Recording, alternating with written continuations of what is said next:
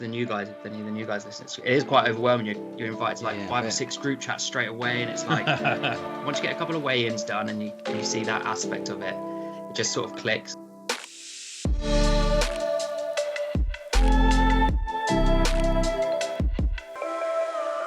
Welcome back to the Lose to Win podcast with myself, Josh, Jack, and Ben.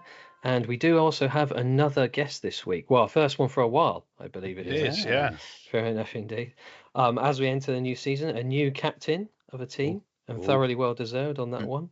Thank you. I should remember captain of the Purples. I should remember the colour. Lewis Vasellina-Turner. Welcome, Lewis, mate. How are you? Thank you very much. Yeah, feeling good. Yeah, thanks for the invite. Captain LBT in the house. How are you, mate? Yeah. LBT. Yeah, good. Yeah. Been good after week 1 as well. And I had off to a good start. Nice little draw. Well fought draw over against the Oranges. So it was a hard fought draw. It was, yeah. It's a good game. One of you must have thought you were going to win it. I mean, surely. Come on. No. Just Week 1 draws. horrible. Yeah, we had a draw as well.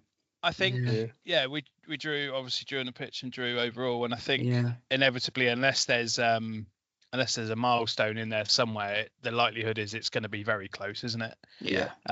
If the pitch scores are the close ones as well. So it was a good game, and I think the qualities of both teams were there. Yeah.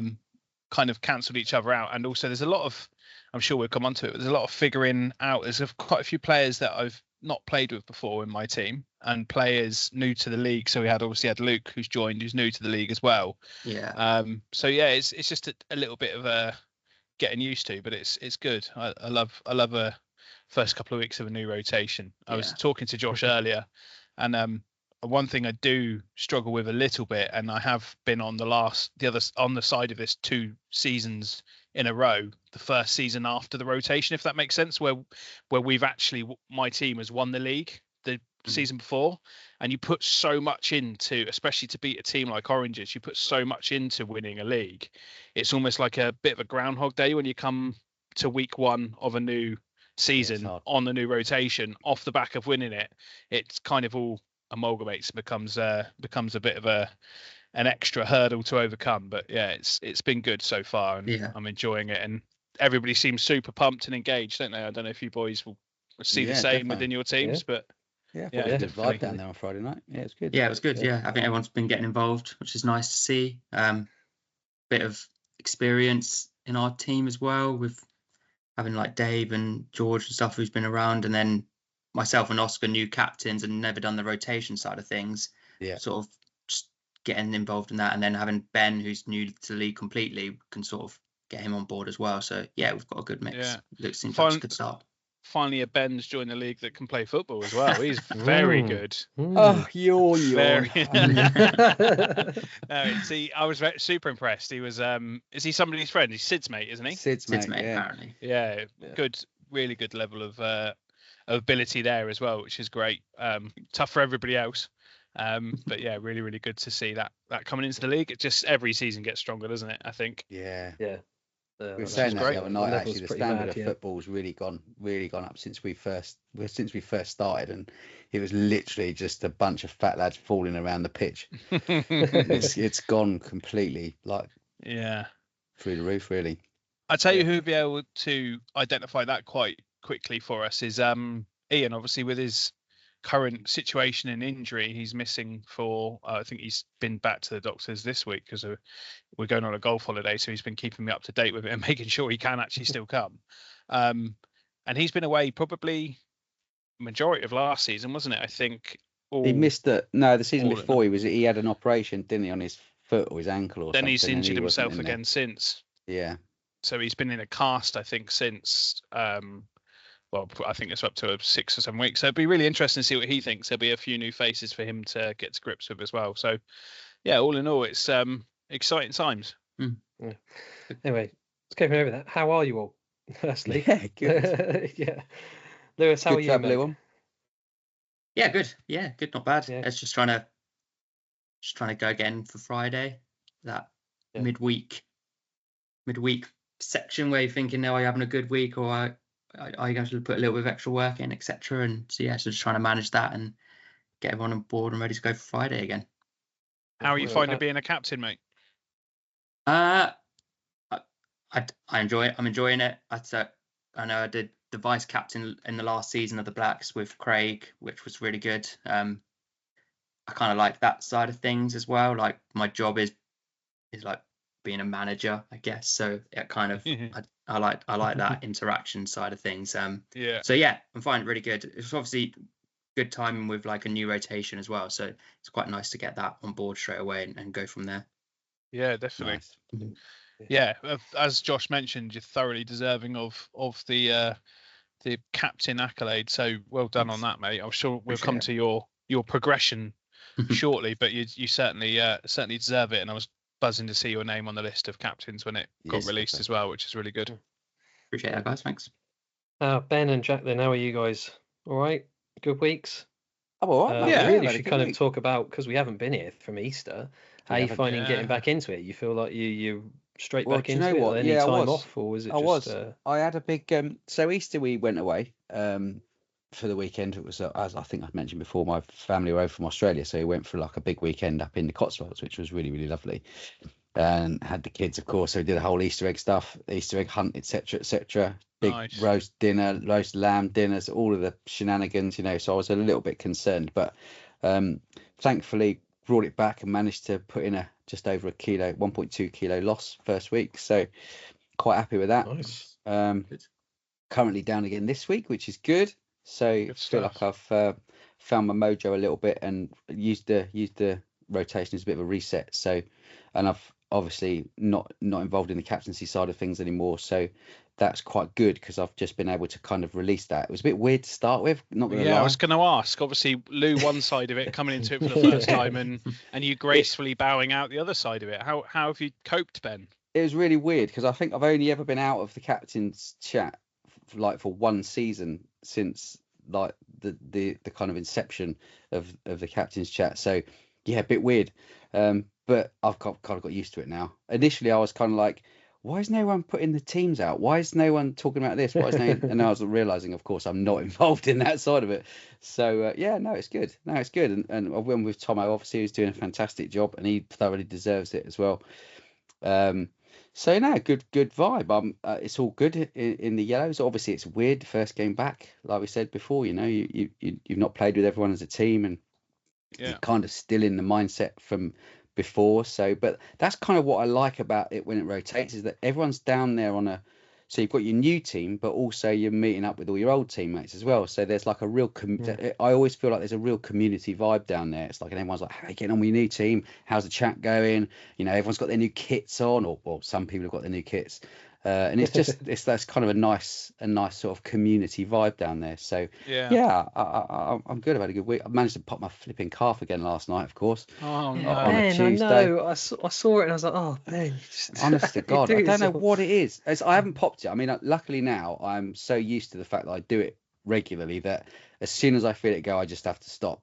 And if I stop, then I'm fine. I can just go and golf for a bit, or I can just come to say it's fine. And it's actually not too bad today at all. It's if I continue to try and play on it that it causes issues. So I'm sure I'll be fine for Friday. I just have to manage it. It's just one of them things. When you get old, lads, you got it all coming. You've got it all coming.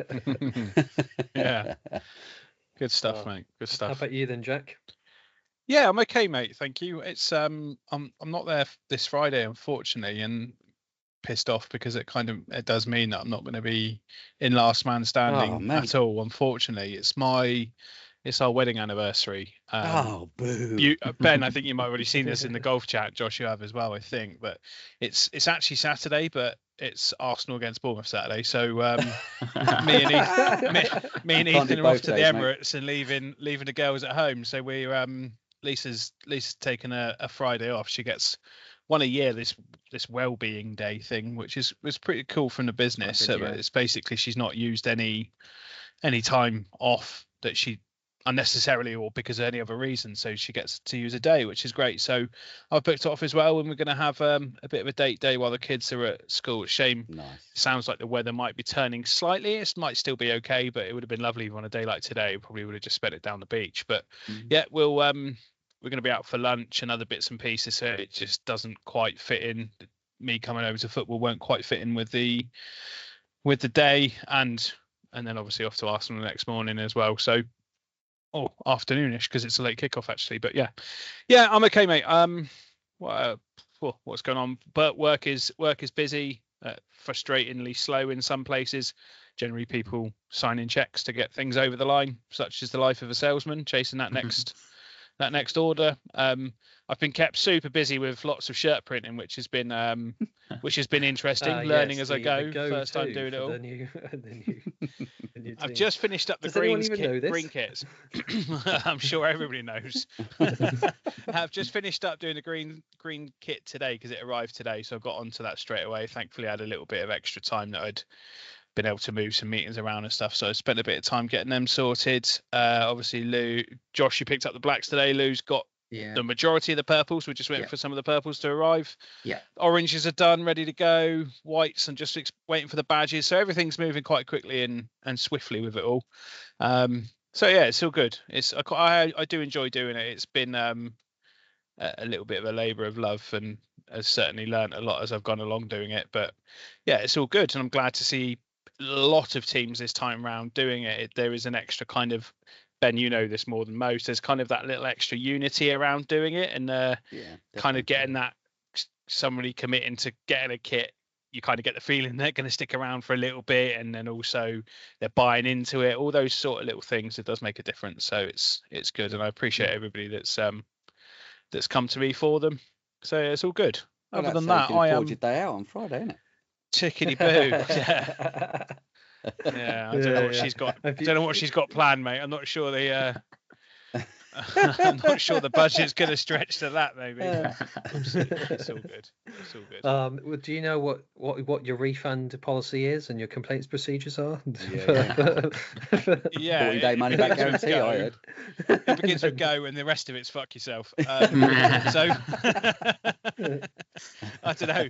I guess I have factored that into the cost. So if I'm having to buy a whole new one, one thing I did have, interestingly, with the oranges, we wanted black numbers, but the black numbers came through and they looked the same as the white numbers in terms of how they were printed or whatever.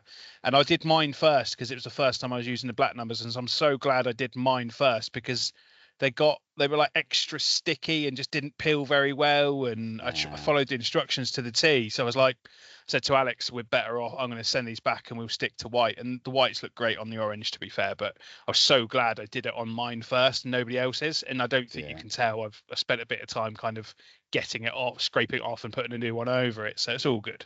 But yeah, it's gone well, it's all good.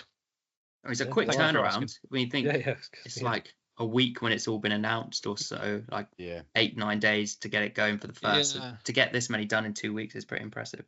Yeah, man. What's been quite naughty is some of the because I've gone to different suppliers because people wanted different kits and different sizes were available. So I've gone to a few different suppliers for them.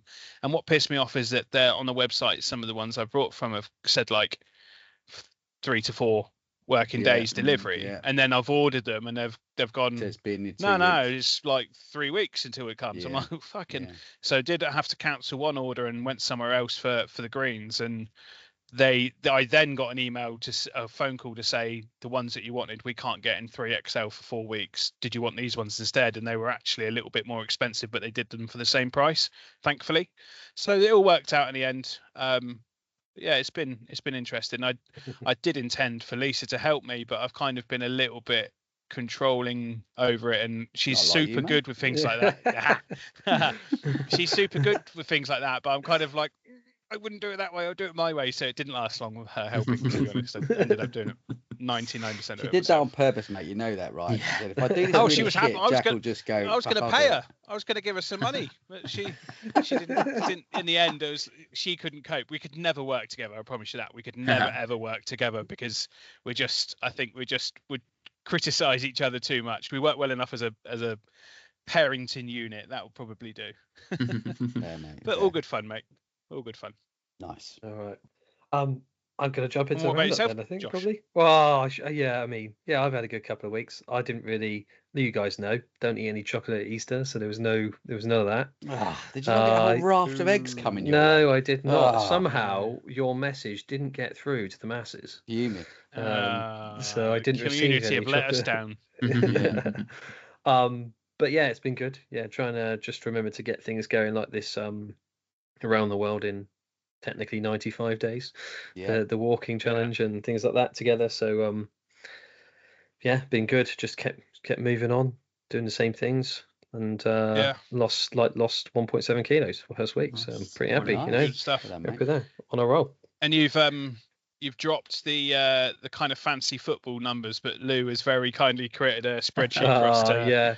I was going to just- say taking it on, but he hasn't. He's been very clever and created a spreadsheet for us to put Hopefully. our own stuff into it. Yeah. It should work. I can't see why it wouldn't. I think that kind of thing works pretty well in your own teams. I think it's more for me. I just had too much on me. I can't keep Yes. doing Yeah, taking it the makes steps sense, on mate. for everyone else, and then because I've got to take steps. In fact, that reminds me because I'm still missing steps from people from last week. Either they didn't get involved or they haven't sent me them. So there's that level of admin as such to pull together. Yeah, mate. And then just things like the belts thing that we're going to continue to do. Yeah. I thought was so. I can't take on too many things. If the captains want that little competitiveness on the pitch, then they can put the work in for it, can't they? So let's see how long it lasts and see how it goes. Yeah, good shout. Fair enough. Anyway, roundup then. Shall we jump into that? Go on, first week. Joshy, first week. Steve's. I really struggle remembering whose teams are whose as well. Mate, I can't remember who's on what team. So I've tried. I have to keep checking the list. I've taken screenshots and all sorts just to pinned remember it. them. I pinned it to start with, but then I think I only pinned it for like a day and then it vanished. That's why I save people's names in my phone book as like little. I can't do if you can see. There's tiny. Yeah, but little they change, dude. They change colours. Yeah, but I change all of them. He'll be on top of that, Ben, don't worry. Go in every year. All 100, every 9 months I go and change 100 contacts. Of course he's in that changing it. I know. Last time though, I said to Gareth actually at the Friday. Said last rotation I did it 3 weeks before the rotation because I knew I was going to have to do it at some point. And of course, I made the mistake of just being on my phone while someone was looking at it and going, "What's that colour?" It's like, oh no! So this time I waited to make sure. Not doing that again.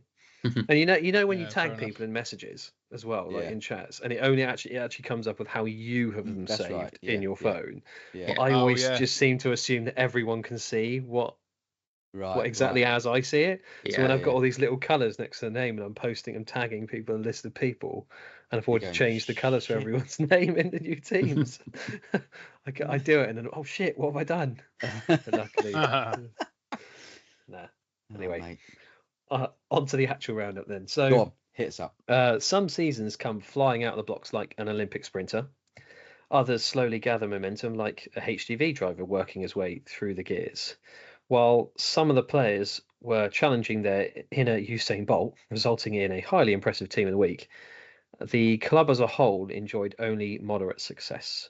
So 11.4 kilos isn't a bad opening week, particularly coming immediately after the chocolate-laden obstacle course that is Easter. 44 men lost weight out of the 72 weighing in, which isn't a bad benchmark for us to improve on. One of the 44, Michael Pearson, managed to lose 0.5 kilos while also gaining a new child. So congratulations to Michael and his growing family. Congratulations. Fortunately, we don't have to add the new arrival's weight to Michael's future weigh-ins. Which is convenient. Then on to the results then. So there were a couple of draws, week 1 draws, which is strange, I should say. So the yellows and the whites drew 10-all. The blues won 12-7 against the blacks. The greens started with a 19-7 win against the reds. That was a 9 goals carried over, right? Yeah, I know, right? And then the oranges drew 7-all with the purples. Now, just trying to remember, I should probably preface this by saying I'm a member of the blacks now, again. And I've only ever been blacks or yellows, so it's a pretty easy memory for that one. Ben, you're now a member of the yellows, if I'm correct. I am now yellows, correct. Jack is oranges, although was wearing white on Friday. Yes. And then Oranges, Lewis, you are captain of the purples. Purples, Am I yeah. correct? Yes. We've got the So, whites this week, and in our chat we were like, we've got whites, and someone was like, again? And I was like, no, we weren't. We didn't play the, They've got a point. the They've got a oranges. point. It was confusing on Friday when there was like 30 players all standing in white, and we're like, what the fuck? Who's white?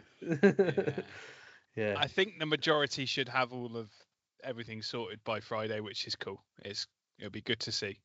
Well, it's easy for us, mate. We're just on blacks. It's easy. Most of us have a black top already. We can't confuse it. So that's the convenient part of it. Mhm.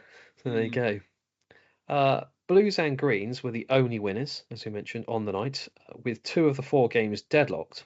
Once the scales were added to the pitch scores, 5 teams lost weight, with 3 starting the season going in the wrong direction. The biggest losers were the Yellows, who shifted 9.1 kilos, well done Ben and co, and saw 8 out of 11 losing weight. Whites 5.9 kilos, 8 out of 10, and Reds 5.7 kilos, 6 out of 9, also made an excellent start to the season. No hat-tricks this week, of course, but 4 milestones to celebrate. 3 of them deferred from last season and completed this week. So Josh Buxton claimed the 25 and 30% he was denied last term, while his Greens teammate Sam Bailey earned his 15%. So there's that 9 goals we were talking about. Yeah, mad. The only completely new milestone sees Ollie Shearing of the Blues claim his 5%, having lost 9.9 kilos since joining the club. So well done, Ollie, and of course Sam and Josh. Yeah, so it's very good going. Really good. Very good going. And it's a shame though, because we were discussing, Jack, we briefly discussed this earlier actually, didn't we, about how Josh has now hit his limit from milestones in week 1, and we had this last season, didn't we, with a couple of others. With Matt and James. And if you think about top scorer, for example, he's already 6.5 points in the lead or something, 6 points in the lead. But a maintenance scorer, if you go throughout the season, will always beat that. He'll score more, So score more. So there's an argument. I mean, not that we could have this argument all day about whether that rule should be lifted about the 2 milestones. I understand why it's in place. I think Ben, you've had I think the reality is it's quite a rare occurrence. I know it's happened 3 times with us, only 4 if you include Luke. So 4 times out of 12 seasons.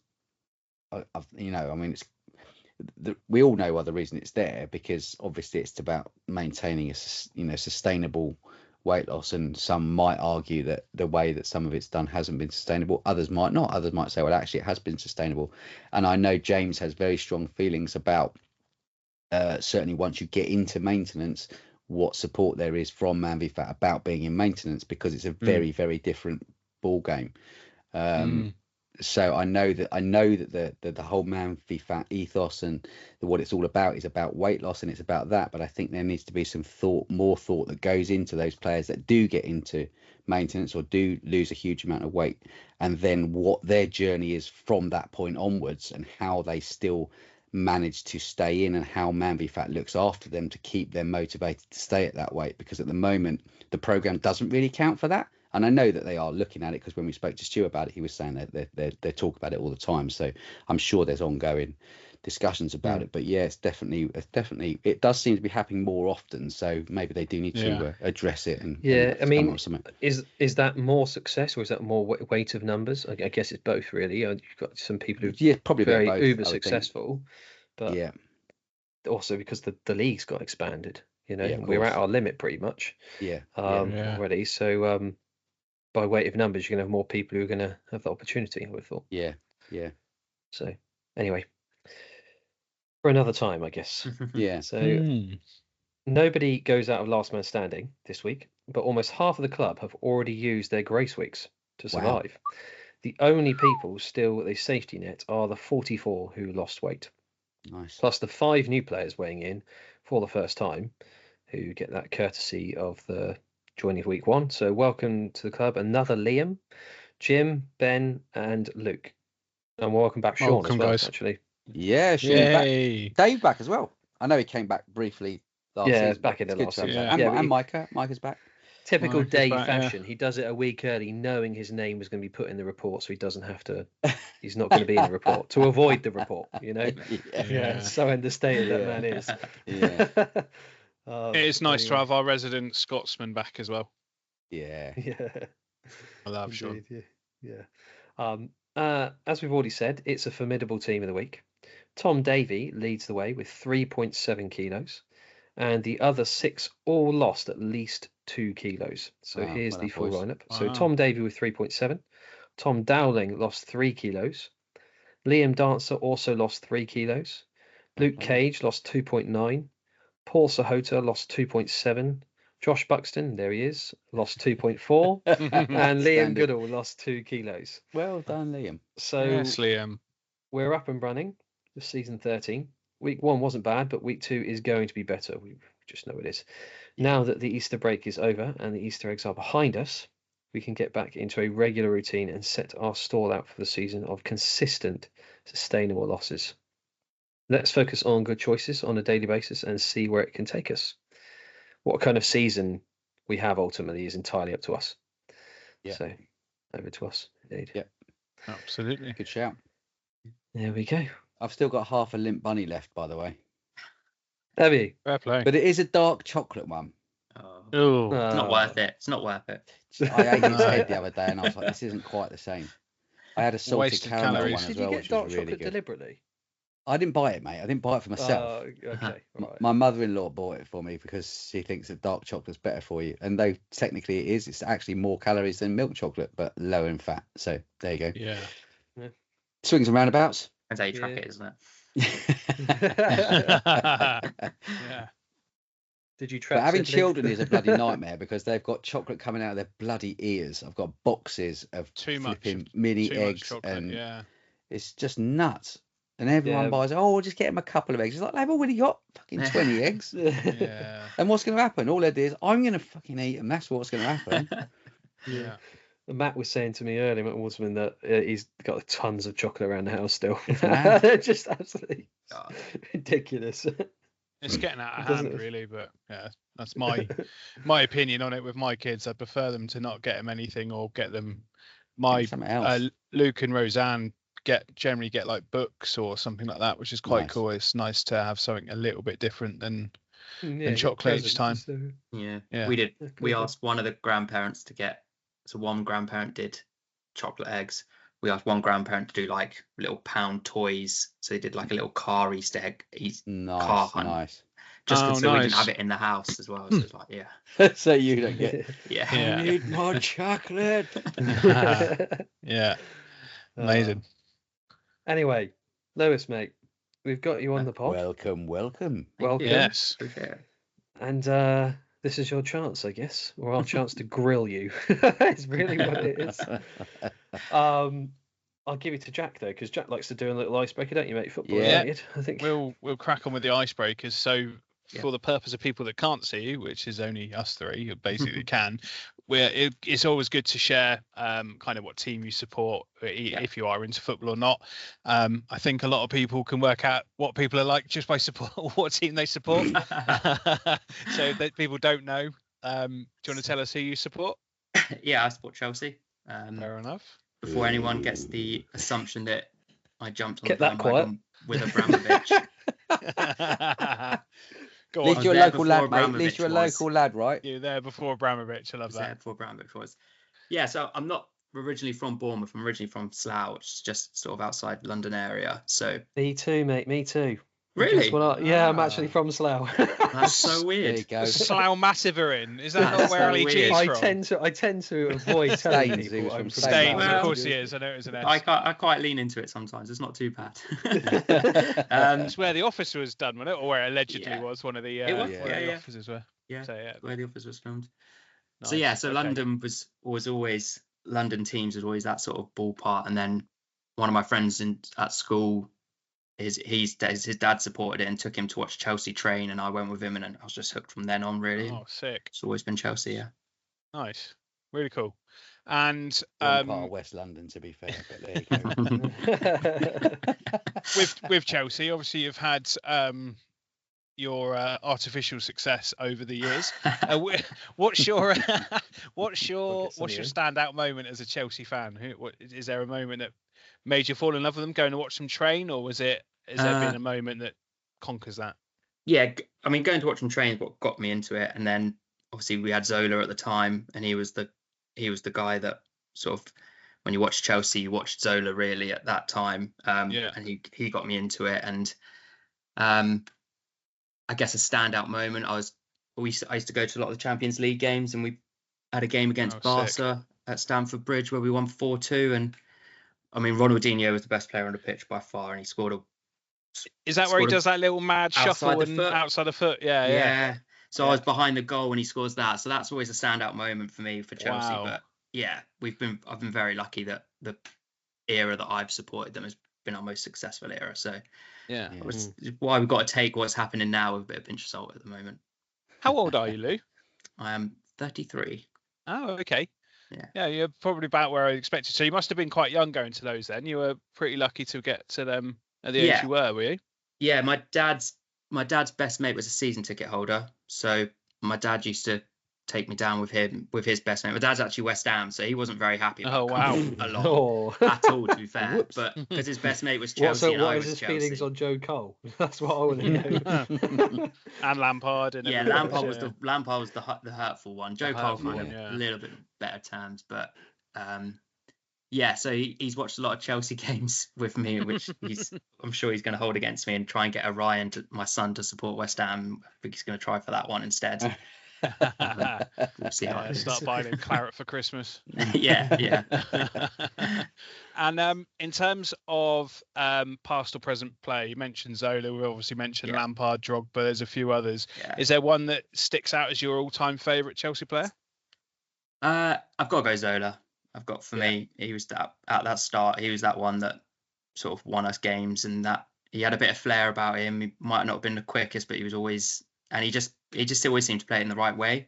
He always he got fouled a lot. He was very tricky, good player. I don't know if he could play in the pace of today's game, but technically he was awesome. I think he was the one that stood out for me mainly. Yeah, nice. Yeah, what a player. Yeah, he's always come across as well. Whenever see interviews and stuff, as a proper genuinely nice guy as well. I think he's pretty humble, and he kind of proper brought into the London life, didn't he? I think the impression I got in, and he stayed, isn't he? He still lives in London. I think he is still a Londoner now from his time at Chelsea. Yeah, and he's always about the club. He's always doing little things for the club, even. And he came back as Sarri's assistant at one point and was well loved. And he does little videos here and there. There's quite a good thing of him and Cole Palmer last season doing free kicks. Yes, I remember that. That's quite cool. Sick. So he's still about the club, and I think that's really good because Chelsea don't have the best reputation for that sort of thing with those players. Fair enough. So it's nice to see that one still sticks around. Yeah, nice, amazing. Obviously, one thing we hadn't mentioned is the particular shirt that you're wearing tonight to show us you are a Chelsea fan. Do you want to talk us through that for the people that can't see you as well? Yeah, wearing the Chelsea shirt that they wore when they won the Champions League in Munich. Only London club to win the Champions League, I'm pretty sure, which isn't a bad thing to throw out there at the moment. No, absolutely not. Result. Maybe if Arsenal won last night, I might have worn an England shirt and stayed a bit more neutral, but might have been a bit more panicking about it. My gut is that you're pretty safe with that accolade for another season at least, mate. So we'll see. But that was awesome. That was the sort of something that we've been close to doing. We obviously lost in Moscow United. Terry slipping in the penalty moment and that sort of thing always sticks with you. And then for that Munich final, it felt like the last year, like Drogba, Lampard, Terry were getting old, Czech, they were getting on a bit, and I felt that was the big opportunity, and to do it against Munich in Munich was pretty awesome. Yeah, we were terrible as well throughout the whole tournament. We should have lost to Napoli. We should have gone out to Benfica as well at some stage, and we were quite lucky to get there in the end. It was just meant to be, I guess. Yeah, when the cards fall that way, yeah. Was it Di Matteo, the manager, and then got sacked straight after? Yeah, Di Matteo was manager as well. It's just Ryan Bertrand started the game, like things like that happening where you're like, out of all the success that we had, it was that time that we did it. It just felt weird. I heard John Obi Mikel on the radio recently, and he basically said that team kind of ran itself. They didn't. Yeah. They could have done it without a manager easy. They just did it themselves, and they had a team full of 11 leaders at least in that changing room. Definitely, I think like there's a picture from one of the I think 9 of the 11 were captains for their national team. Do you know what I mean? Wow. Like when you've got that out there, like you're in a solid place. And Chelsea was always in this weird scenario where we would sack a manager and win a trophy. So like the fans got the players. It's weird. Like Chelsea got a history of sacking managers after successful seasons. Which is Ancelotti won the double, then didn't survive. It's weird things like that. Whereas you think like I think like Liverpool is the opposite, where they're probably more affiliated with their managers. They feel like they have that close relationship with their past managers, I'd say. Whereas Chelsea don't. Some here and there, but the players at that time was who was doing the business for us. Abramovich definitely had that ruthless streak, didn't he? I think it was always considered that you're never 2 or 3 games away from getting sacked at Chelsea, regardless of how you've done. You winning the Champions League, winning the league, winning the double, whatever it may be. So it was like you don't fall in love with a lone player, but if you're a Chelsea fan, you don't fall in love with the manager. That's a great shout. That's a really good shout, actually. Yeah. Do you and despite the Russian connection, do you miss Abramovich? You must miss him surely on some 100%, level of where he runs the club. I think it was. I think how it ended as well is bitter for the fans. You know, it wasn't Abramovich's real decision. It was government forced and all that sort of thing that came into play. We just won the Champions League again with Tuchel. We felt like Tuchel was the next guy that could really push us and help us out. So then Todd Bowley came in and just, it's not gone the right way for us. What's the vibe around there like now he's not there? Yeah, it's tough. I think what the new owners are trying to do, similar to what PSG, when you're looking at what they're doing, very young core players that have got a lot of promise and not going with superstars or not going with like ready-made players, but you see the difference. How PSG executed that plan is 10 times ahead of how we've executed that plan, and we've gone too far with that extreme. I think there's some core players that maybe should have stayed around the club a little bit longer to help the youngsters, which hasn't happened. Well, they just went mad, didn't they? Last off season when they bought like crazy amounts of players, like stupid amounts, and it was like, well, how and why do you need that many players, and the money they were paying from as well? And it just it's just not the right. Something's not clicking at the minute, and then I'm not a big Poch fan, but he had some improvement and he got to a cup final and a cup semi-final, and then they started the plan again with Maresca, and I'm sure Kev will back me up, and the Maresca is not the most entertaining manager to have around, and he's been quite frustrating and stop-start, and it feels like we've started again for some reason. Have you had a better season this season than last, though, even despite Poch, do you reckon? Because I'm just trying to think off the top of my head. It feels depends where you finish. Yeah, exactly. Yeah. Well, but is finish everything when you consider if it's the matter of a few points? Like one way or the other. I think the difference in vibe is Poch struggled at the beginning and ended the season really well. So he had last 9 or 10 games in the league, he did really, really strong and finished 6th and was a few points off 4th. Whereas Maresca started probably too well, and people were saying we're in a title challenge, which was never realistic. And now he looks like he might not even get Champions League. So it's hard. If he's got to win that Europa Conference, he's got to. That's a given, isn't it? Surely. If he doesn't, Bournemouth could win that, mate. So Had you Bournemouth for a better team, aren't they? Well, I think the fans are more behind it, which is a big thing. I think it's widely considered that he changed football. He's kind of like a massive factor in the Premier League and English football changing to what it is now. As much as I think there's two. He is a coach, he is a owner, and Wenger is a manager. Changed everything. They were talking about it the other night with, funny enough, they got onto both, but one thing that they said about Wenger is like taking away like the Wednesday drinking clubs and all the things that we've all heard, the stories we've heard about. And then Abramovich was the guy that kind of then came in with the money, and that's where the money properly hit, wasn't it? It was he was the money in the room. He had bottomless pits to invest, and was fully bought in when he loved the club. He absolutely loved the club. Am I right in thinking that he went to Tottenham to consider Tottenham first and then went to Chelsea? I'm not rubbing salt in the wounds with Spurs, but I'm sure that's the story. Yeah, I think he flew into London. I think there's a story that he flew into England, flew into London, had a couple of days on his yacht and spoke to Sven. There's loads of talk of him speaking to Sven-Göran Eriksson at the time, and Sven was like, wait till the end of the season. And then there's a game where the end of the 02-03 season, we beat Liverpool to get Champions League over Liverpool, and apparently that Sven said Chelsea have got Champions League by them, and then that's kind of, and then Abramovich went with that. So a lot of Chelsea fans have a weird fondness for Sven-Göran Eriksson for no real reason. Okay. Just from a rumour maybe, but yeah, is what it is. There we go. Yeah.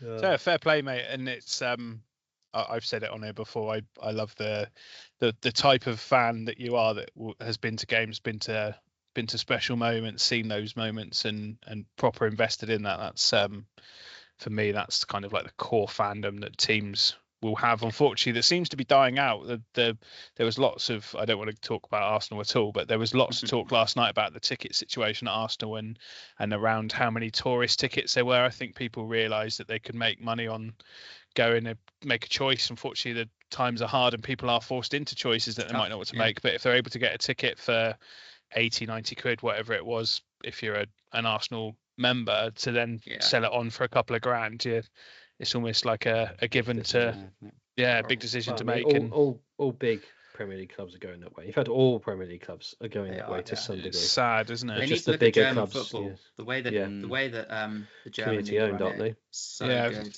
51% ownership, isn't it? Yeah. The only thing I would say about that, cap or something for that, like a 30 quid ticket cap or something stupid like I've seen before. So that'd be cool. I mean, it would be a brilliant way of doing it. The brand is way bigger than the Bundesliga. Yeah, I mean, true. also, if you think about it, on some level, the reason why it might work in Germany, well, the reason why, for example, Bayern Munich have kind of almost a monopoly on the league is because essentially Munich's the biggest city in the country in terms of population. Yeah. If you say that, I mean, the good thing about the Premier League is there's so many different London clubs in the Premier League, and then there's two Manchester clubs, for example. So even when you're talking second biggest city, it's not so. In theory, cool. That'd be. I mean, I wish really. I wish it was like that. We'll see. What's your history with football then, Lou? Because we know you're a very good player. It would just be interested to hear how you got involved in playing football from, was it a young age, I presume? Yeah, young age. Like I said, Dad's West Ham fan, so Dad was really into football. Just went to a local. Mum and Dad saw in the newspaper like a new local team starting up, to go training down there. So took me and my friend down to this local club that was starting in Slough, and just went from there. Did it as sort of like a very casual thing, and then my dad got involved in coaching the team, so kind of became a lot more serious then, and wanting to be involved in that and play all the time for that. So up until about 14, I sort of had my dad as my coach, which was always an interesting dynamic, and was good in one way. Like gave me a lot of shit when I played bad, which wasn't always a bad thing, but then gave me on the opposite side, gave me a lot of praise when I played well as well. So I had a really good dynamic. So just used to train every Saturday morning, play every Sunday morning, worked my way, played in that sort of Sunday league thing until 16. Had a few good opportunities. At sort of 16, had a couple of trials with like semi-professional Hayes and Yedin, Chalfont, St. Peters and stuff like that. So played from 16 to 18, played like a youth semi-pro level. Played in an FA Youth Cup game, which was quite cool before, which was quite nice. Very, very official for just like two semi-pro under 18. You had to do like a line-up, and you had to walk out the tunnel with the ref in the middle. It's all like, when you think about it now, you're thinking how ridiculous it sounds and felt at the time. But as a 17-year-old, you're like thinking this is like the bee's knees, and it's great. But so did that, and then went to Uxbridge College, which has a really good sport and football foundation, and was able to play county level while playing at Uxbridge College, which was really cool. And then at sort of 19, that's kind of, I just got into work, and I started working and just gave up.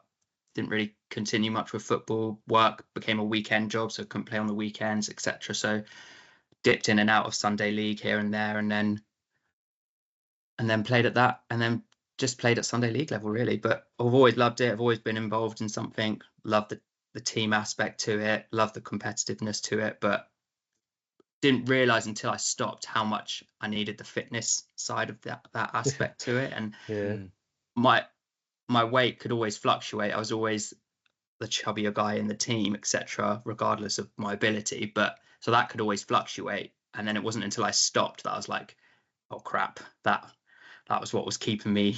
That was what was keeping me going and keeping me on the slimmer side. So yeah, that's kind of where I've been left football wise. Fair enough. Well, that kind of leads me on to my next question then, because what's your history of weight been then? If you, I guess in theory, when you were young up until you're still playing football, been pretty fit, pretty. I think, like I said, weight off as such. I was always on the chubbier side, but I think I still had like a good enough fitness level around getting around the pitch, to be fair. But I could, if I took 6 weeks off of summer, I'd balloon. Do you know, like if I'm not keeping myself active, I would always struggle with that. My eating habits have always been pretty bad because I felt like, I play football 4 times a week, I can eat and non-stop and not think about that and not really have to monitor that. So then when I stopped playing football and worked full time, it was still really bad, and I wasn't doing the exercise and the fitness that I needed to do. So really started to put on a lot of weight once I went into full-time work, etc. And then, do you know what, you don't even think about it. Like I didn't, when I see pictures now, I'm like, oh God, I was that size. At that time, I didn't think I was that size. It just creeps up, doesn't it? Just creeps on. It's horrible to think about. So my eating habits have always been pretty bad. I've always enjoyed my takeaway foods that are bad for me, my fizzy drinks, crisps. I've always enjoyed that side of things. So I've always had to balance that off with some form of fitness. And if I haven't done that, then I can balloon pretty quick, to be fair. Yeah. Fair enough. Yeah. So how did you come to start in Man v Fat then? Where did you hear about it? Where was it? What's the deal? Luckily for me, it was Oscar, to be fair. Oscar signed up for it first and sent me a message and was like, hey, I've joined this thing called Man v Fat in Christchurch. He's like, you play football and you can try and lose weight. And I was like, that sounds amazing. I was like, if you don't mind, I'm gonna jump on your bandwagon here and follow you and sign up. And he hadn't even played a game at that stage either, so he didn't really know too much about it either. And I was like, yeah, I'm gonna do the same thing if that's all right. And he said, luckily he was all right with me following in his shadow and copying him on it. And I read about it, and again, even to that aspect where you have to fill in the application form, I'd never really weighed myself. So I just didn't feel like I was at any sort of stage. So I never weighed myself until I had to fill in that form, and I was like, holy crap, I'm this weight. Like, it was a shock. How have I got to this stage? Yeah, that's quite interesting actually, thinking about it, because I did go personally through a bit of a kind of try and health kick, like many people try and do in a new year, for example. So I had stepped on the scales before, don't get me wrong, but I don't think I realised until I stepped on the scales at Man v Fat the first time, or just as you say, before registration, and then stepped on week 1, where I realised, oh crap, I mean, this is actually actually quite a bit worse than I thought it was. Yeah, 100%, you know, because definitely. The last time I might have looked at the scales was 3 or 4 months ago before that, you know, and that was just to see, I'll just check in with it and not really, think about it. So I didn't really ever think about that. That's quite interesting, really, I guess. So that was the first time that I was like, I'm going to do this application quicker because I need to get started. Like, I didn't actually realize that. And then Oscar said that he got designated to the Blacks, and I just sent Steve a message on the off chance being like, hey, I've just signed up. My friend has just signed up. He said he's on the Blacks. Is there a spot on there? And he said, yeah, there is. And then I think we both signed up on the Wednesday and was playing on the Friday, and then just went from there a bit, really. So when was that? What rotation was that in? Was that in the last? That was the That was beginning the of last this rotation, last rotation? season 2. Oh, So okay. My first game was the first game of season 2 in the last rotation for the Blacks. Nice. Okay, so I feel like you've been with us longer than that. Yeah, it does. It's only Certainly 2 feels full like that. seasons. Yeah, only 2 full seasons. Yeah. Wow, fair play, Wow, mate. fair enough. So if you don't mind me asking, can you remember what you weighed when you started? Yeah, I was 100.8 kg when I first started. Yeah. Yeah. So And starting you're not from, overly tall, are you? Yeah. So No, that's a not really. fair you don't have weight. to tell us, don't worry, it's fine. 5'10", 5'9", Yeah, so 5'10", kind of average around there, height. So 100 Yeah. kg is quite a lot. Yeah. Yeah. So it's quite crazy. Yeah. 100 Ks is quite a lot. Yeah. Josh going, I've never seen 100k. No, I'm joking. I haven't in years, mate. Oh God, it's numbers I could only dream of. Amen, brother. We're talking about just going back to what you said about weighing in and not weighing yourself. I was kind of a similar thing to that, where the last time I think I probably weighed myself was I went skiing. It must have been about in 2008, 2009, somewhere around there. And I went skiing. And I had to obviously tell them your weight when you get in your skis. And I was 93 kilos. And the guy was, you're never 93 kilos. And I was like, yeah, I am. Which she was like, oh, okay. And I felt a bit hefty then. And then over the next however many years, 10 years, I hadn't really thought about it, but gradually put the weight on. And so when I came to weigh in for Man versus Fat, my only reference point really was that skiing trip. And I was 107 kilos. So I was like, holy shit, I've put on like 14 kilos, which I hadn't, if I'm honest, hadn't really noticed it over those years. It just kind of crept on. So yeah, it's a bit of an eye opener when you actually have to do that. We did like a charity skydive at work like 2 or so years just before COVID, to be fair, and you have to declare your weight, and there's actually a cut off. You're not allowed to be at and I was like 0.5 above that cut off, and I was like, I felt awful. I was like, this is like embarrassing. But they said that there was one of the jumpers was willing to do it because I was only 0.5 or whatever, so I was able to do the jump. But even at that point I was like, and then my plan was to do something about it, but then COVID hit, and then you're like, I've got a really good excuse not to do something about it. I'm at home and blah blah, and then I never really got round to it. So I was quite lucky that Oscar mentioned about it, because I don't really think I really would have addressed it otherwise either. I think I would just be following my same routines that I was doing beforehand, not thinking that I was in a position that I was in. So what made it click for you then? So when you joined up, and obviously you like the concept, etc. What you obviously hit the ground running. So what did you do sort of first out that gave you the sort of impetus to crack on?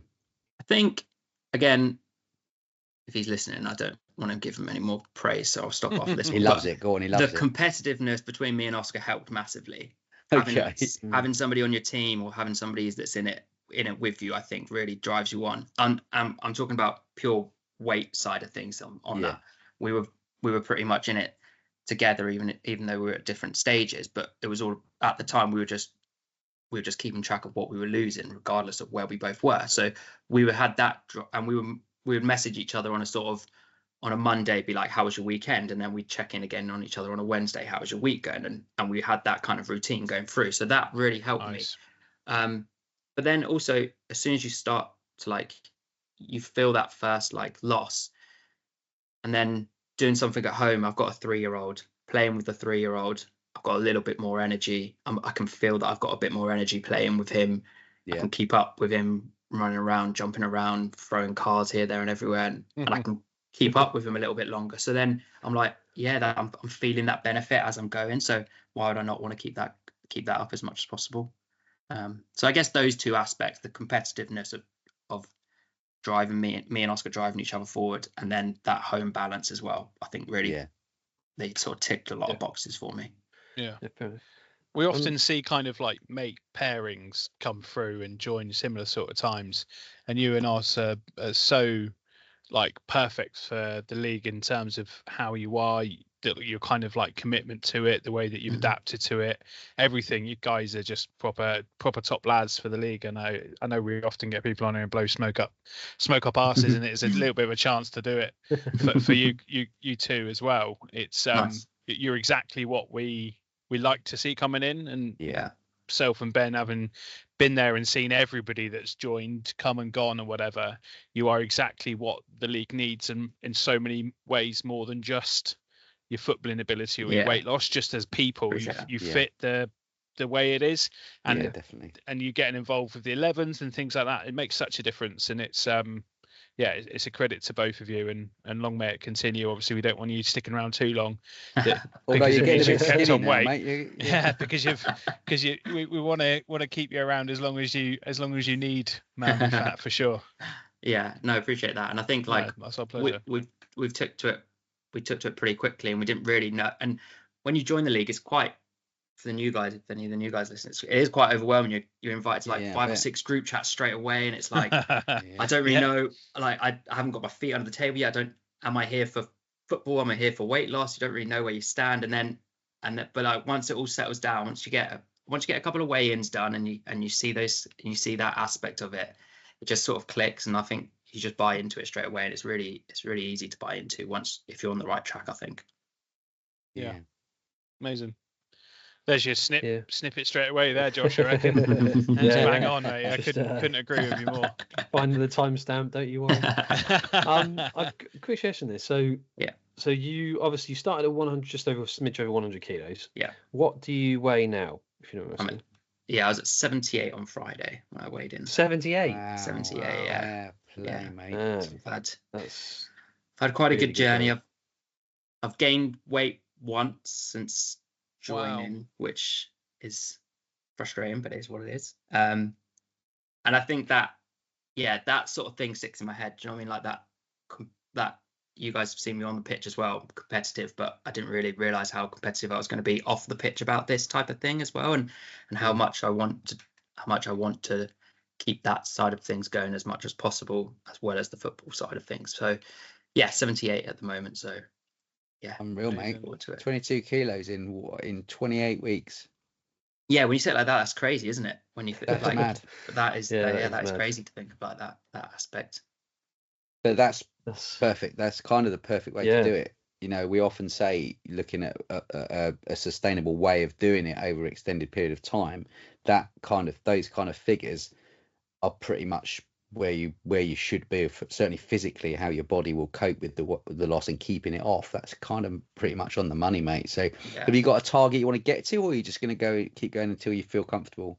I want to get to, I think do you want to get to maintenance? I want to get to maintenance. I think I'm 3 point something off maintenance. Wow, I think 75.3 is my maintenance. So there's no more milestones in it for you then? Your next no more milestones in it. No, I did 20% last season. That was my last milestone. So maintenance is because then sort of something that you guys said earlier, which is quite interesting, which I've never thought about, is once I get to maintenance, I want to learn how my body can maintain this and can keep this aspect of it going. And it'll be really interesting to see, like you guys said about the league not really having much in place to support with that, which I'm not really aware of yet, because it's not something I've been thinking about until getting closer to it. So I want to get to that stage to see how I can actually sort of coach my body through it, I guess, because never really thought about it to that level. I think you speak to any of the lads that have hit the holy grail and come to maintenance, I think they'll all tell you the same thing. The hardest thing once you get to maintenance is staying in maintenance. Dave, I mean, you're with Dave obviously, and you're good mates with Dave. He's the kind of prime example, but there's plenty of them that, you know, have got to that kind of promised land. And then, I mean, speaking to Matt, actually, if you speak to Matt, he's an interesting one, because he got to a point where he couldn't stop losing weight, if that makes sense. He just because of what he'd got into and the routines that he got into and what he was eating, he was constantly losing weight, even though he wasn't actively trying to lose weight. So the only way he could put weight on was to eat shit, and that kind of defeats the object.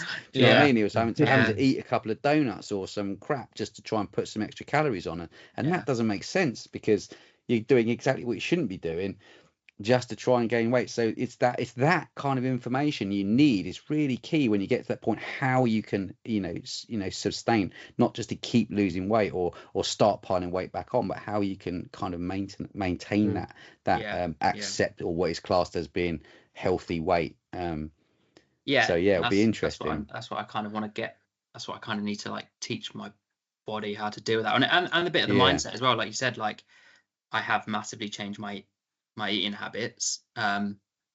So what does that look like? And I kind of have a routine which kind of works for me at the moment, which is really well. But it's working for me to help me lose weight. At some point I'm gonna have to flip that and change that mindset and get that balance right. So I've got to try and work that out, I think.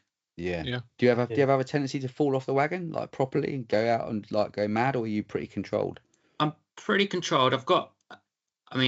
Some of the guys know that when I play, so on a Friday I'll have something at work early during the day on the Friday, but then I don't necessarily eat before weigh-in. But then as soon as I weigh in, I have a Boost chocolate bar and a Lucozade. That's the only chocolate I'll have that week, from that. And that's only really energy for football. Otherwise, we're rubbish at football. And then that's the only chocolate bar that I have. Then I sort of think to myself, okay, so if I have Saturday, maybe Sunday, a little bit of a cheat day, more relaxed, I won't necessarily watch what I eat. If me and Jem, my wife, if we have a meal, I don't calorie count that meal for that weekend, etc. Then I'm back on it Monday to Thursday again, and that routine's worked for me really well. And I can be quite strict on myself. I'm not too bad at that. So I try not to indulge. Although the Blacks might say I did at Dragon Palace last week, but I heard all about Dragon Palace. Oh, nice! Did you have a little end of end of rotation? It was nice. Yeah, we had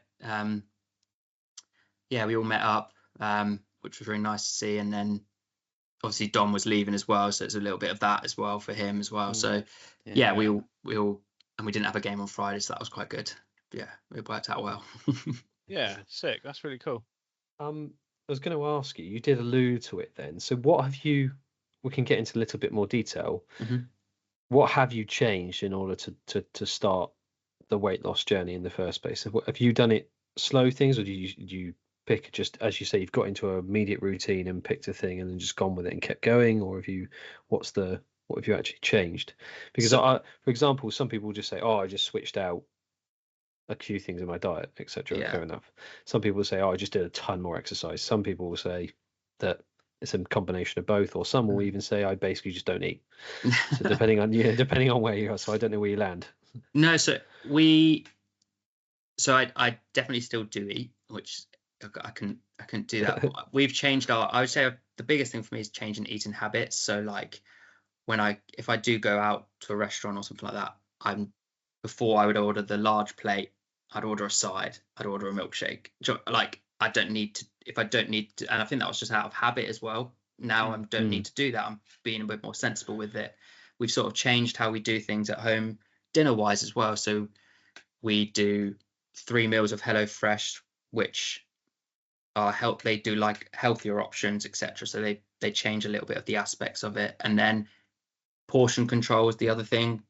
Used to do we could cook for 4 people and we'd have some left over, etc. And now we're being a lot more reasonable with that side of things at home. And then at work as well, a little bit like if I went to do a Tesco meal deal, I would buy, it'll be a packet of crisp and a chocolate bar as my side and a fizzy drink. Now it's the fruit pot that they do with it, and it's a juice drink which is more helpful, or water which is more helpful. So a lot of it is changing my habits with that. That is how I kind of started the weight loss part of it. And then coming to the end of last season on the Blacks, I had a week where I struggled, and I had a week where I gained weight, and then the week after that I lost like 0.1 and then 0.2, which isn't a bad place to be, but I was sort of questioning why I was struggling with that, etc. And I did actually reach out to Dave and say, hey, how did you get with this? I don't know if I'm lost and I'm struggling to keep losing now, and it's getting to me a little bit. And he talked about how helpful drinking water is, and it sounds like such a simple thing to sort of say and throw out there, but 2 liters of water a day has massively helped, and that has helped me this last season and start this season, because it does fill you up, for one thing. It does actually help with that side of things, and then you burn it quicker. And obviously playing on a Thursday block or playing on Tuesday when I can, etc., I'm burning that a lot quicker, so that's helping me massively with the exercise side of things as well. So my main thing was my eating habits and portion control and getting that under control, and now that I've done that, my body's more used to what I'm doing now, which is helping me massively. Yeah, fair enough. I think the water thing's huge. Yeah, I know especially as we come to this time of year as well, when it gets warmer and you need to drink more. Yeah, definitely. And it really did change a lot. And then I noticed, and then once I started doing that, I started to notice a little bit more of a loss, etc. And then, like I said, getting involved in those Tuesdays and Thursday games really do help you out, and just a bit of mindset as well, that you've got some exercise coming that you can get involved in, that that you've got blocked in. Really, that really helps as well. Yeah, nice. Fair enough. Sick. Very good, very good. Is there anything you particularly struggled with? You find that anything you continue to struggle with, even if it's a mental thing or it's a physical thing? Is there anything you find? I think at first I struggled with, because I thought the answer was to cut everything and like sort of go teetotal, and that, and actually there was a couple of weeks into it where I felt really ill. I was at home and I had had no energy from it, because I tried to just be like, every food is bad for you and every food is a calorie, and like that's not. I don't think that's necessarily a healthy mindset to go into it with. You've got to. I think it's all about balance. It's all about what works for you and knowing your routine, etc. So sticking to that is tough at first, but I think you can get to the other side of that and get a real good balance in what you do for it. And I think the exercise part of it as well, I didn't think I would as quickly get into a routine where I'm playing football 3 times a week again, aspect of it, and then that community side of this draws you into it, doesn't it, and hooks you into it and keeps you involved. But then that exercise is really important as well. There's no point in just suffering the food side of things if you're not going to do some exercise alongside it, I think. Yeah. Very good. Yeah. Anything you found particularly easy then on the other side of things? Anything is it? Because I know because not everything is always really difficult. Some people find most things very difficult. Some people very little. But there's on some things, I think some people can find something easy to stick to that they don't struggle with. I think finding substitutes to what I like. So like I said, like I always had fizzy drinks before. Like I would have Dr. Pepper all day, every day, and that would be that. Why Dr. Pepper? I mean, come on. I mean, I like Dr. Pepper. Jesus. Such a good drink. Such a good drink. I quite like a Dr. Pepper. It's the worst that can happen. Wasn't there the old rumor that it used to kill your sperm cells or something like that when you were growing up? If you drink too much of it or something. So I think I was like, oh my God, I'm going to struggle massively to replace Dr. Pepper. What am I going to do with that? And then I found something that I like equally as much, which isn't as bad for me, etc. And I think like just I found that a lot easier than I thought I was going to. So, and stuff like having crisps as a side, I might have like fruit as a side now. I found that easier than I thought I was going to, because I'm still eating, and I thought that was going to be the hard part. But yeah, not being scared to make those substitutes if it works better for you, etc. And then like I still do have like I said, I still have my chocolate on a Friday, etc. And I still have something on a Saturday. So I really don't feel like I'm missing out or anything like that. So I think that side of things is good to have as well. Did you start off slow with it though, or did you just do that quite quickly? No, I did start off slow, because I started off my first sort of couple of weeks, it was mainly portion control. I was like, I've got to reduce this amount. I didn't really swap things out, etc. And then I spoke to Steve and I was like, I'm still eating this and that, and I'm still eating a few bad things here and there. And he said to it, he's like, don't cut it, substitute it. So have that. Do you remember there was that challenge that you did a couple of seasons ago where it was like, what was the low calorie snack? The snacks under 100 calories. Yeah, which I still haven't shared the list of. Still waiting. Now I've reminded myself to do that. So. But that really helped, because I was like, oh, yeah, at that time I still wanted a snack. So, but I was having changing it for a low calorie snack. So yeah, speaking to people, etc., and speaking to Steve, being like, I'm still hungry because I've lowered my portion control. He's like, don't stop things, substitute it. I think that is helpful for me. Yeah, very good, very good. I mean, any other questions, lads? Come on, we've got to keep Lewis on this. Come on. Well, I mean, go on, Jack.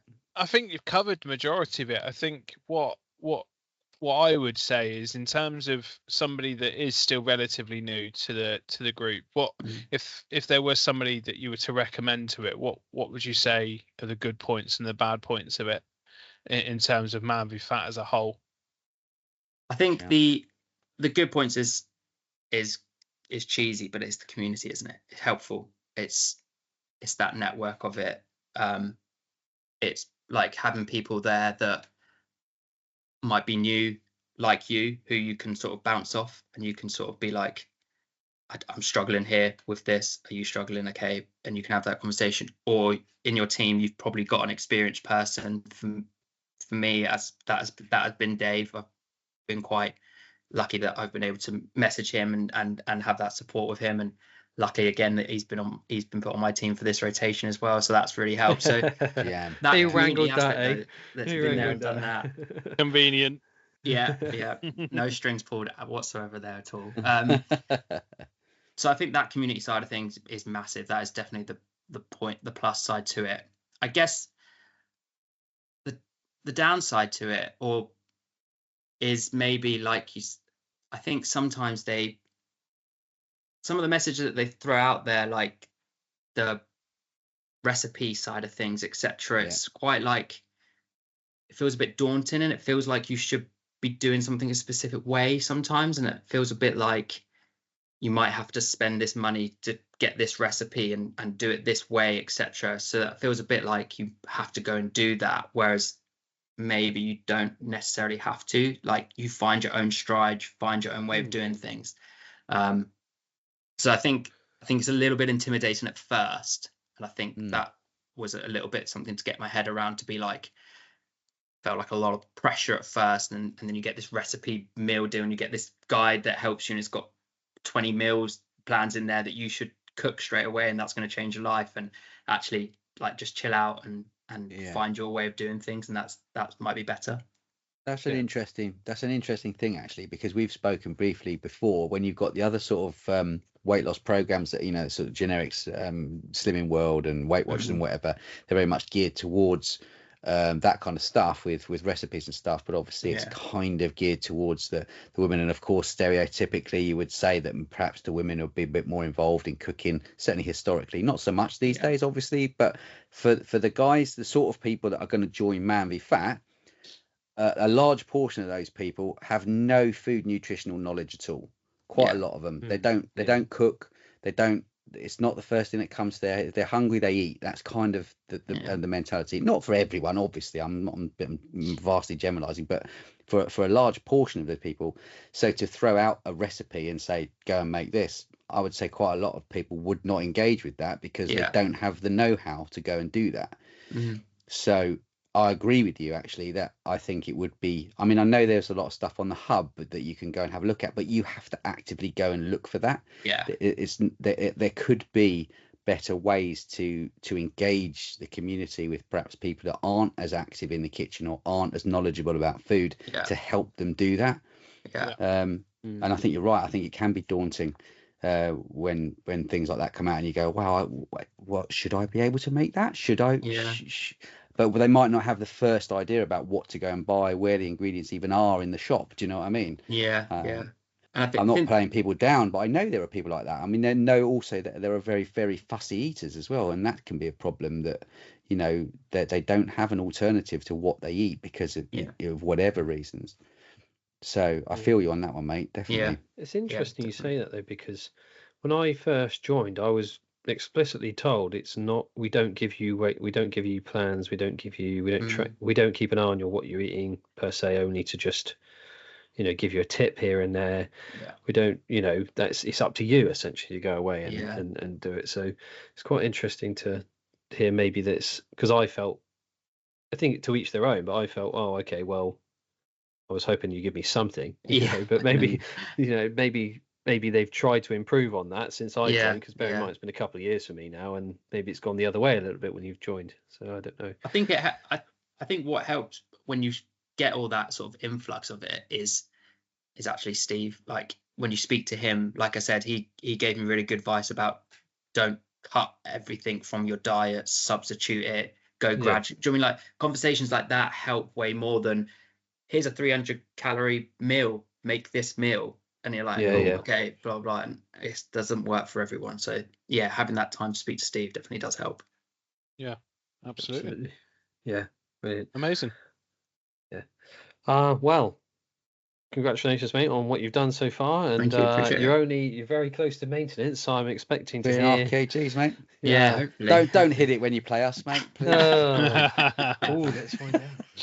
Yeah, got to start planning. Got to start planning as much as I can. There's a couple of us, I think, without jinxing, or I'm not going to put them under any pressure, but I think there's a couple of us in the Purples chat that have said we're not far. Close. We're not far off that, which is nice as well. I think that, as talking about that community side of thing, one of the things we did in the Purples when we first couple of days was we all put in where we were and what our next milestone is or what our next target is. And I think that's nice to know that there's 2 or 3 of us that are in the same boat, so maybe we can learn off each other and we can play off each other, etc. And then there's some that are waiting for other milestones, so we can, if we've got to that stage, we can kind of support each other with that. So that's been quite a nice blend at the right time with the new rotation as well. So yeah, I'm not going to put them under any pressure. How did you find the rotation? As someone that's come into it and that's their first experience of the rotation, how did you find it? Yeah, really enjoyed it. I thought it was really good. I thought it was quite funny the couple of days leading up to it, and everyone sort of, you could feel the nerves and you could feel the it's exciting, isn't it? Everyone like getting nervous around it and wanting that team to go out in the group chat, etc. And I was looking forward to it. It is what it is. It was going to lie how it was going to lie, etc. And like I said, I think it was nice. How did your old team take it? Obviously you're very successful with the Blacks. They won the league in the first season, didn't they? And then you won. We won the pitch league in my first season, and then we lost a point in the pitch league with Jack's Blues. But I think Blues.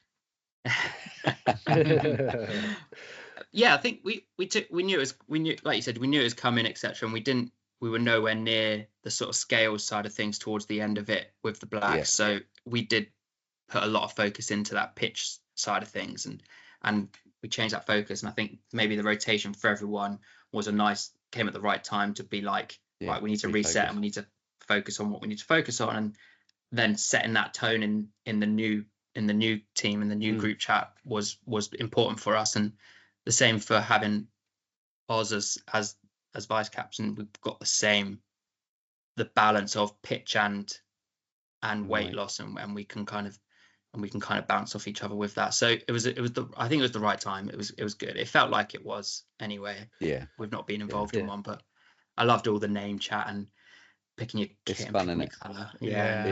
Getting lumbered with purple, which is a hard colour to balance. So it's fine. We got there in the end. Yeah, interesting. We've both won it with purple before, haven't we, Ben? You won it as you won it as purples. We won it as purples.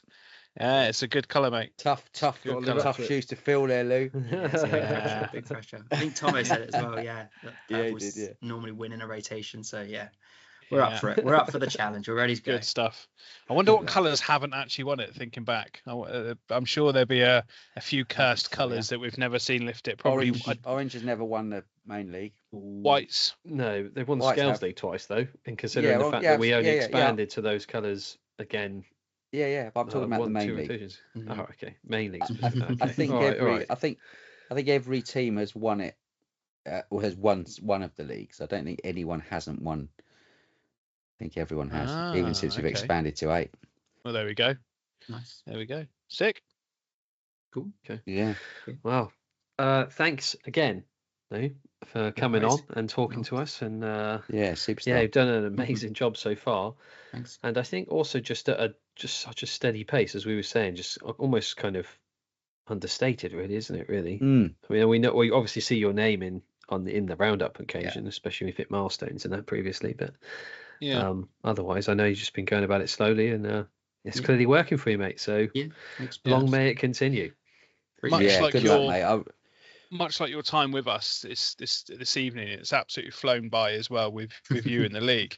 It's been really good, mate, honestly, and thank you so much for joining us this evening. You've given us a great insight into it, and there's so many little bits that somebody that's been there as long as me and Ben and Josh, or somebody that's new, there's so many little snippets within what you've said that even if it's just a simple reminder, like I've found myself slipping back into, I started to really enjoy like the Tesco meal deal sushi rather than a sandwich, and I've kind of slipped back into the sandwiches again, and I'm thinking I really enjoyed the sushi, why did I not stick with that? It's like half the calories of what the sandwiches were, and just little things like that. Simple replacements is like the easiest thing. Simple replacements portion size 100%. Is like the simplest thing you can do just to kickstart things. And the water is another, like the water is it's another reminder for me as well. Stop drinking the fucking Pepsi Max. And well, you're telling me I was drinking water. It while I was sitting here, mate. So that's exactly what made me think of it. I've got some as well. Yeah, it's just stupidly addictive, full of shit. It's just go back to because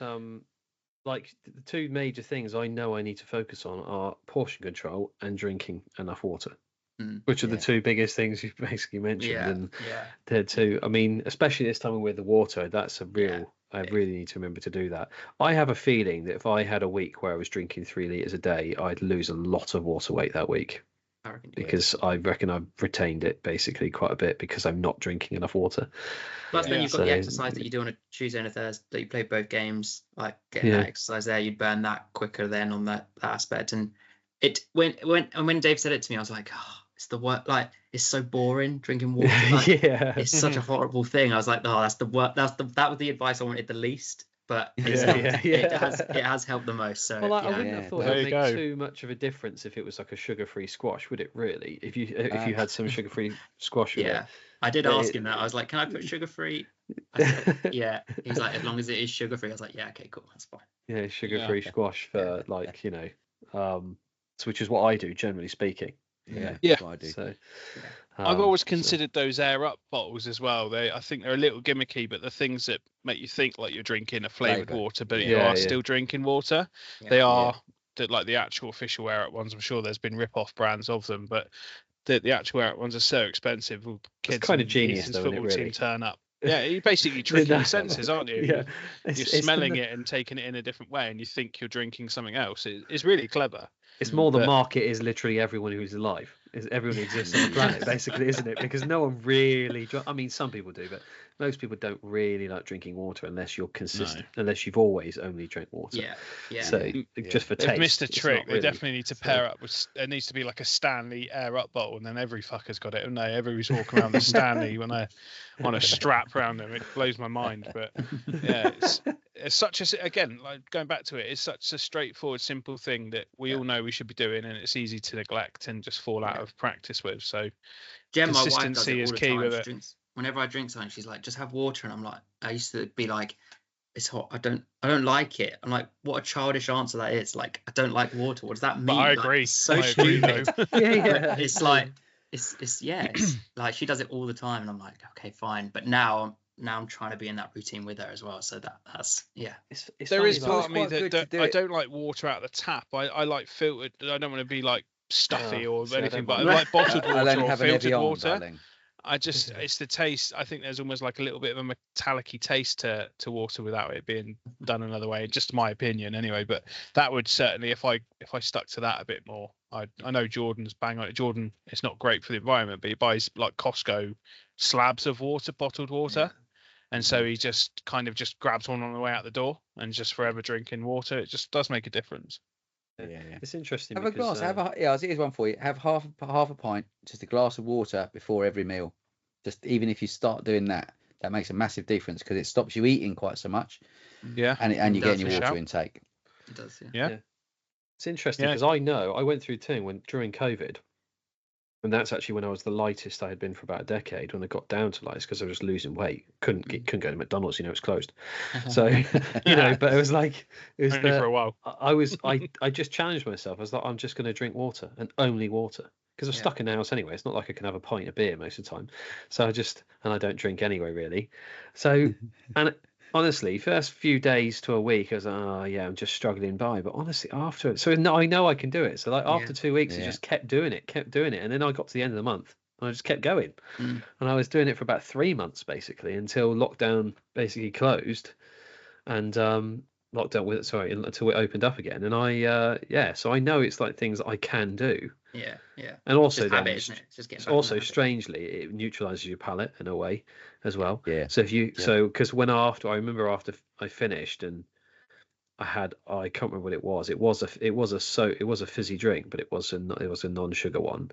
But I thought, oh my god, that is so sweet. I just cannot deal with it. I was like, why am I drinking this? I can't believe I even like it. Which is really strange. It neutralizes everything, doesn't it, as well? So yeah. Well, from your perspective, obviously the three of us have already said that we struggle to drink our water. I was just thinking about it, maybe just in our own individual team challenges, because we're doing like step challenges and some other bits and pieces. I think it might be worth considering maybe doing a like a water challenge. Yeah, I don't know anybody drowning themselves, but and in terms of just like it could easily be as important or more important than steps, and steps is kind of like the go-to easy thing to do, isn't it? I think it's just a capture a snapshot of how much water you've drunk in a day. That's something to consider, maybe. Yeah, I know that I could definitely do more, for sure. Sure Dave will be well up for that one. Sure. The water boy, the original water I promise boy. you, there'll be others that will be like, I can't stand the taste of water, and I know I need to drink more of it. I think it certainly could help somebody. Definitely. Yeah, nice. definitely. And do you know what I'm going to do after you've said Dave's the original water boy? I'm going to Photoshop Dave's face onto the water boy poster. Please do. He posted, and he won't hear this until it goes out Friday. So I'll send it to Lou, and you can share it on Friday if you want, and you can say to Dave, wait and see what this is about. That'd be great. I can't help myself. Oh, it's interesting, Jack. You mentioned steps briefly. We did mention it at the top quickly, but I would really appreciate if people actually sent me their steps to consistently keep sending me them for the weeks. We did have a decent total for the week so far, but I know that quite a few are still waiting. So I wasn't going to reveal a number per se, just because I know I'm waiting on a few people to actually send me steps. So, and just remember to keep trying to get some extra steps in for this challenge, because in a Tesco fancy, every little does help on that one, because it's genuinely every other, we're building up to a community goal, so we've got to try and hit it. Love it, mate. Love it. Yeah. Nice. We need to average. Well, we're all engaging almost with that, 4 million steps a week as a community. Well, we must have done. Are we close to that? We did about half a million. Just from the numbers I've been given so far, we're at 2.7 for last week. Oh, okay. Wow. Okay. So it's up we really need to up the steps. But I will say, having said that, I've not received steps of 1, 2, 3, at least 4 teams. So okay. Oh, wow. Half of so it, I was going to say, so I just need people to actually send me the steps, because we will meet it. Yeah. Come on, guys.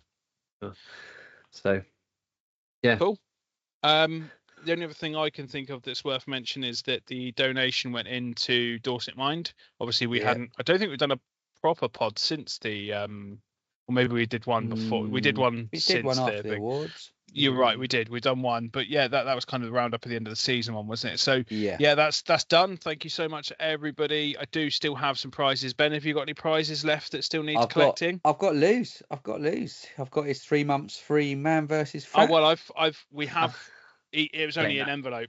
It has been redeemed. I did have to wait for the other one I've got is Dave Crick to come back from the. Well, he's in the States, so he sorted it out from the States for me. So it's all done. Nice. I'm locked in for the next 3 months. That's for definite. I've got Dave's, but I might have spent that already. What was his? Hall and Woodhouse vouchers. Oh yeah, that's a good one. So it doesn't go very far, 50 quid in there though, mind. Nah. I'm joking, of course. Have you drunk my alcohol yet, Ben? I have snaffled the wine. Yes, thanks. Much appreciated. I've still got a small bottle of cider and a bottle of evergreen, whatever it is, sparkling elderflower water, which you're welcome to. Yuck. Yeah, fair enough. So sure on that one. I have, I've got Martin's signed record, which happy days. he is relatively. I think he's Parkstone, so he's relatively close to me. So He's not far from you, mate. I can get that to him this week. I might be able to deliver that when I deliver the white kits. I'm trying to think what else I've got, and I've got Geordie Hoff's glove. Oh yeah. Yes, the CBS scarf. Fresh off another win. Yes, yeah. Well done to Chris. I felt so sorry for him, mate. Value's gone up more. I felt devastated for him. He was first on the undercard because he was the only one that wasn't fighting for a title, for any title at all. But it was actually a really important fight because they'll go on to. He's now going to have another world title shot, so he's going to fight either Badu Jack or Jaya Patega. Or Patega, whatever his name is. But yeah, I felt really sorry for him because it was an empty Tottenham Hotspur stadium, basically. Even Mia, his wife, she messaged saying that I think she basically missed the ring walk and potentially some of the beginning of the fight as well. Just getting in. So I think the doors opened at 5 and he was ring walking at 5:15.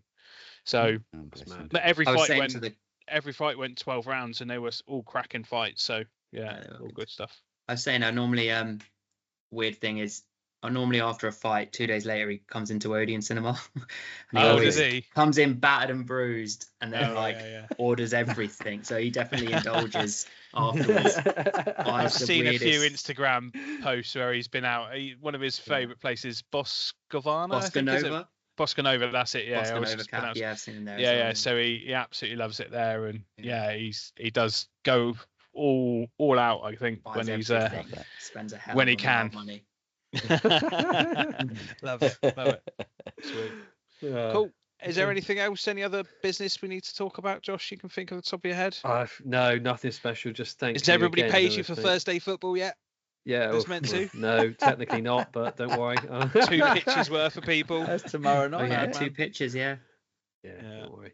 At least this What block. about the belts? Have you got any early knock-ins on the belts, or are you going to calculate that? No, so week 2. So this week will be the baseline. Right. I can't remember precisely. I'm just have to try and remember which way around. It was either week 1 would be the baseline, or week 2 would be the baseline. I can't remember precisely to run through, and then we did every 4 weeks. Could it be worth throwing the rules back out there again for new people being involved? Yeah, sorry, the rules out. Could it be worth throwing the rules back out there? Yeah. So basically, for anyone new involved, so I think week 1 is the baseline. So basically, whatever you weighed in week 1, because then it doesn't take account of any weight you've put on from last season. So week 1, this last week would have been the baseline. Essentially, it is a 4-week whoever loses the most weight challenge. However, it's split into 3 different weight categories, per se. So we have a lightweight, a middleweight, and a heavyweight category for wherever you start. So anyone under 90 kilos would be considered lightweight. Anyone between 90 and 110 would be considered middleweight, and anyone over 110 kilos as of the baseline will be heavyweight. Essentially, whoever loses the most weight from each category in 4 weeks is crowned champion for that round, and then we reset from the round after and then go for another 4 weeks, etc. So there's a chance to get your name permanently etched on a belt as such. Okay, they are knockoff WWE belts, but all the same. They'll count. All the same. And the fight for those kids' belts are going to be quite hard. So yeah. So that's how it works, and good luck to everyone against Josh Buxton and co. Yeah. Although as far as I'm aware, actually his name was only on one of them over the last season. Yeah. He must have dropped through all the categories by this stage, and where he's going. He's got into lightweight. Taking the belt in all of them, yeah. No, but he won't be far off getting in through all the categories. I've made it my mission to stay ahead of him in terms of weight. Now, okay, I had a 15 kilo head start on him, but I don't know if that's going to last too long. Well, no, we've got to keep going. So he's clawed back 0.7 of a kilo this week on me. Okay. So he lost 2.4. Wow. That's 1.7. So you've got 14 more weeks to go at that rate. Just about. Yeah. So I've got to keep ahead of him. Good luck. That's my challenge to myself. Yeah. Love that. Can't be the heaviest Josh in the league.